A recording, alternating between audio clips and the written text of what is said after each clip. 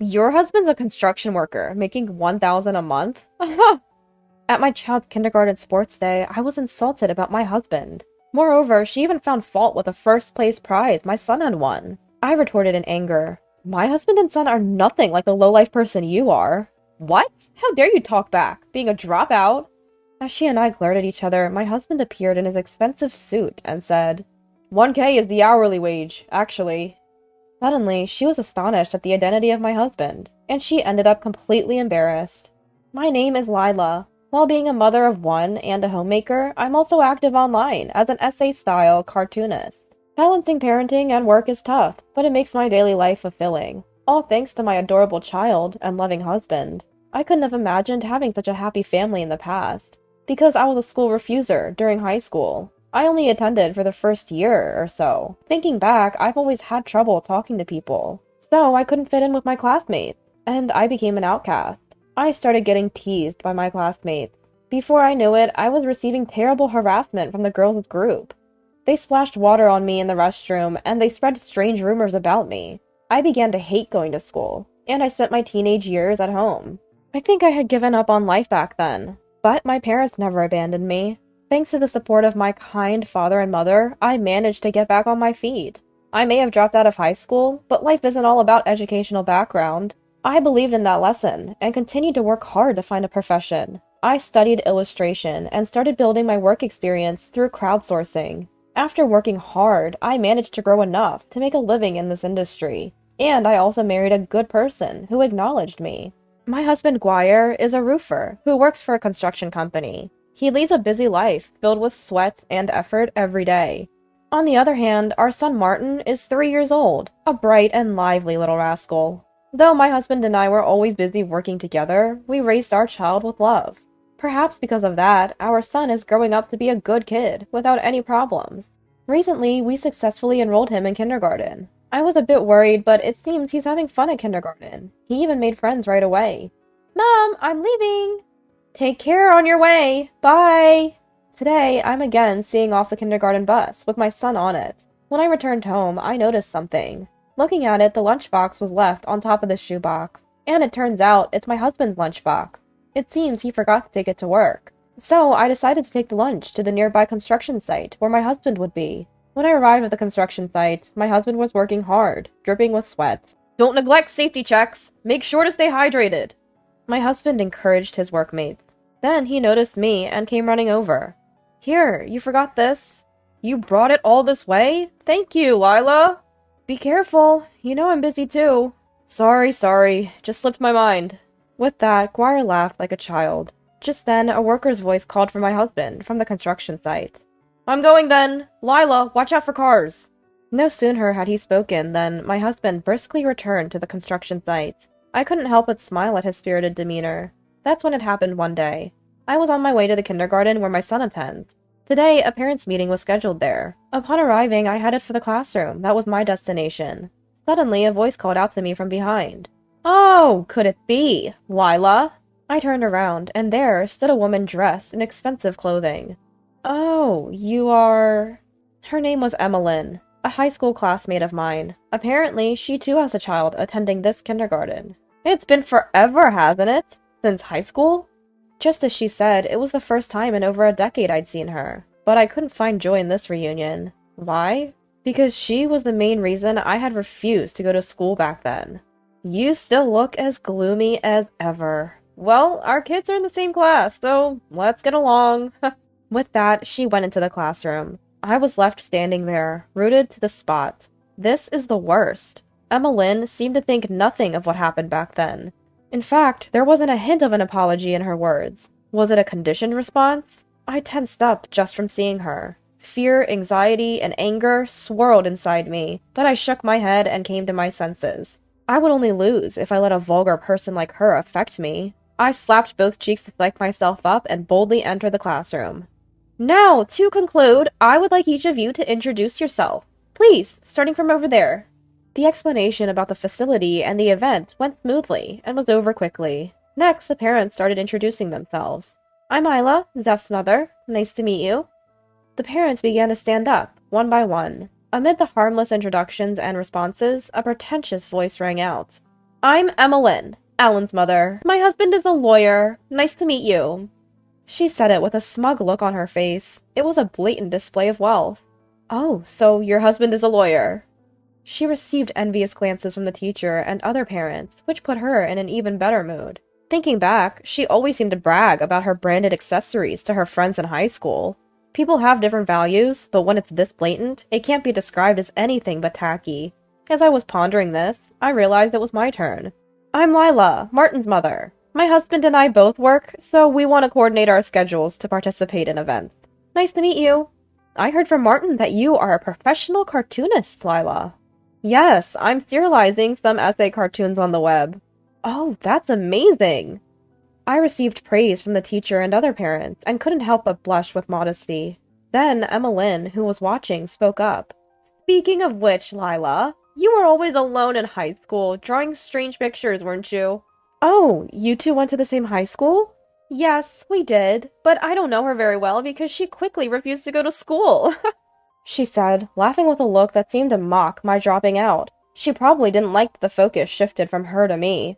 Moreover, she might not have found it amusing that I had become a cartoonist. She used to mock my dream of becoming a cartoonist back in high school. I even had some of my drawings torn while she laughed. The atmosphere in the room quickly soured because of her awful behavior.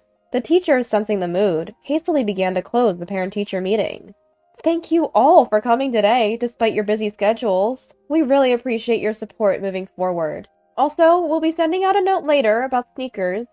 And so, the parent-teacher meeting came to an end. About a month has passed since then. Now my son is practicing for a running race, mostly with my husband. The kindergarten sports day is coming up. Martin, when you run, your posture should be like this. Like this? Martin imitates his father.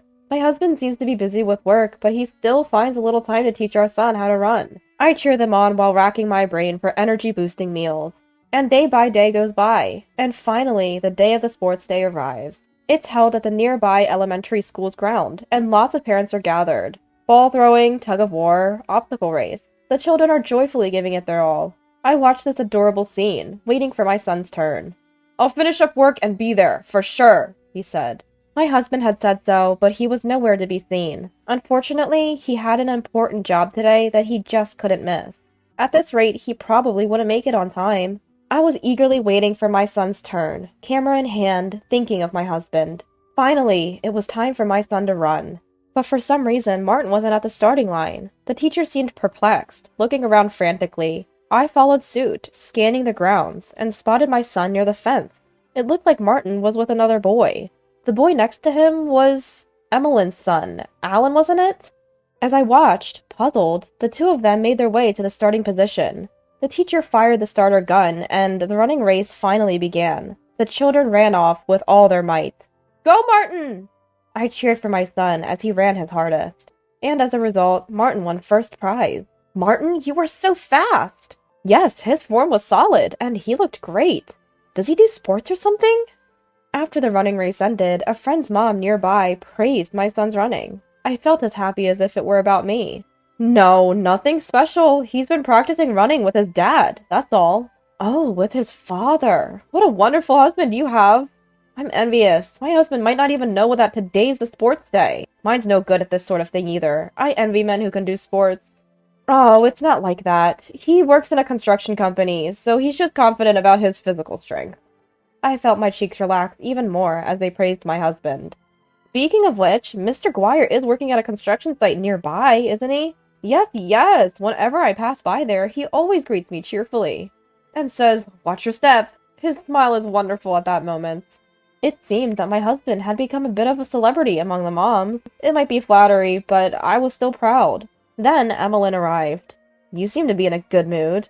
She looked noticeably unhappy. She probably didn't like that my family was being praised.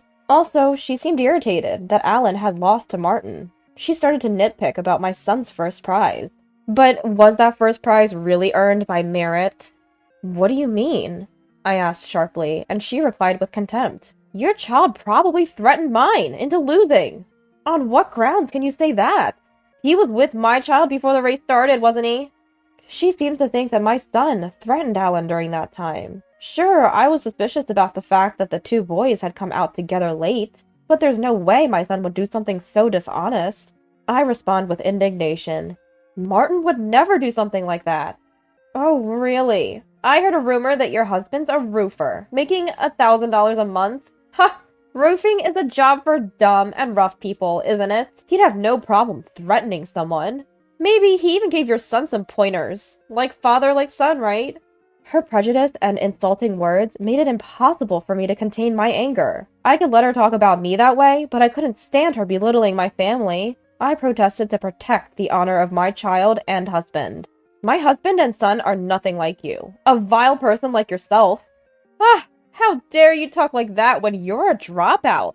The surrounding parents start to murmur as the heated exchange and glaring continue. In the midst of this, my shoulder is tapped from behind. I turn to see my husband, dressed in a suit, standing there. He says, catching his breath, "Did Martin's running race end already?"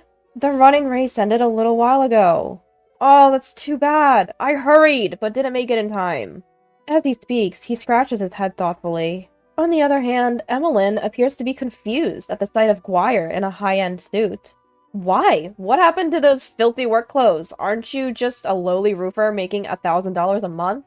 Hearing her words, my husband said with a shy smile, The $1,000 is about the hourly wage." Yes, Guire is indeed a roofer, but he's also the owner of his own construction company since he started it independently. His company has become a great success as a top supplier, renowned for the speed and accuracy of their work. Furthermore, they were on a rapid growth trajectory, expanding into interior design, overseas development, and more. Recently, they were even featured on television and in magazines for their efforts in digitizing the construction process. His nickname in the media is the $1K Man. The rumor of a monthly income of $1K must have been a misunderstanding passed on by various people. But working so desperately at the construction site? Emmeline's voice trembled, stunned by the shocking truth. Then my husband spoke again, with a shy smile. It's about never forget where you come from. Certainly, he is not in a position that typically involves laboring on site.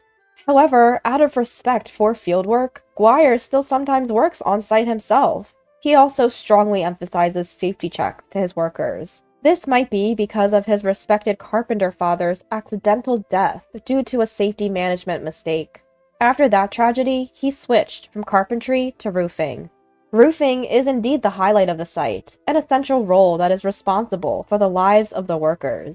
Ensuring that the workers can work safely, setting up proper scaffolding, and assembling the steel frame. Construction is said to begin with a roofer and end with a roofer. My son and I were proud of such a roofer husband. On the other hand, Emmeline, knowing that her husband was faultless, turned her attack on me. "That's so sneaky! You never said he was that amazing!" I don't stoop to vulgar tactics like flaunting my husband's profession, unlike someone else. Hearing me say that, Emmeline's face twisted in frustration. Then Martin came running to us. "I won first prize! Thanks to Dad!" "Wow, that's the result of intense training! You did a great job! I'm proud of you!" Guire rejoiced as if it was his own victory, and patted Martin's head. With an even bigger smile, our son continued. "I also tied my friend's loose shoelace before the race. It would be dangerous if they tripped." Those words must have struck Emmeline with a great shock. Now, scornful glances from the parents around her were piercing through Emmeline. She realized that her argument was entirely wrong, and her face twisted in discomfort. "It seems the misunderstanding is cleared, so we'll be on our way now." Saying that, I turned my back on her. But then I remembered something and spoke to her. "You were told in the parent-teacher meeting that Velcro shoes were the rule, weren't you? Didn't you hear?" At that moment, Emmeline's face turned beet red with embarrassment. Since then, Emmeline has never attended any kindergarten gathering. Her disgraceful behavior at the sports day seems to have affected her deeply. Now in her place, her husband Johnny attends the kindergarten gatherings. He's a sincere man, and after learning about the situation, he came to us to apologize right away. "My wife Emmeline was extremely rude," he said, and apparently he and Emmeline are discussing divorce.